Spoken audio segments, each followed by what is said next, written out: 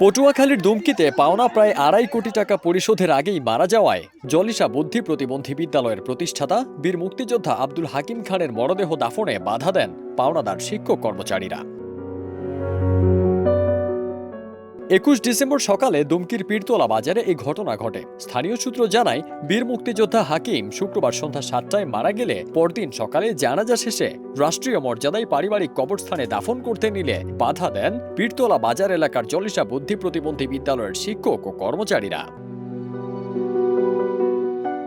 পরে উপজেলা নির্বাহী কর্মকর্তা মোহাম্মদ শাহিন মাহমুদ ও উপজেলা বিএনপির সাধারণ সম্পাদক মোহাম্মদ সাইফুল আলম মৃধার হস্তক্ষেপে হাকিম খানের দাফন সম্পন্ন করা হয়। এ নিয়ে এলাকায় চাঞ্চল্যের সৃষ্টি হয়েছে।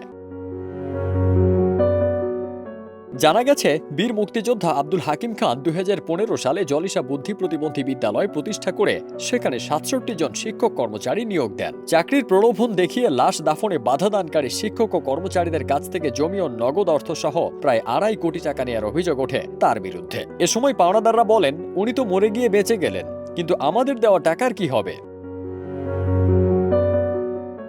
বিদ্যালয়ের শিক্ষক রেজওয়ানা মালা বলেন, ৬৭ জন শিক্ষক ও কর্মচারীর কাছ থেকে প্রায় ২.৫ কোটি টাকা অনুদান নিয়েছেন প্রতিষ্ঠাতা সাহেব। ৬৭টা মানুষের কাছ থেকেই কম বেশি টাকা নিয়েছে, সর্বোচ্চ ৫.৫ লাখ এবং সর্বনিম্ন ১.৫ লাখ, ২ লাখ, ২.৫ লাখ এরকমের প্রত্যেকের কাছ থেকে।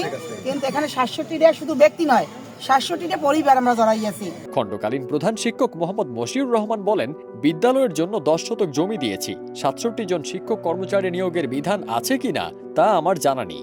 এ বিষয়টি সম্পূর্ণ প্রয়াত প্রতিষ্ঠাতা সভাপতি আব্দুল হাকিম খান সবই জানতেন।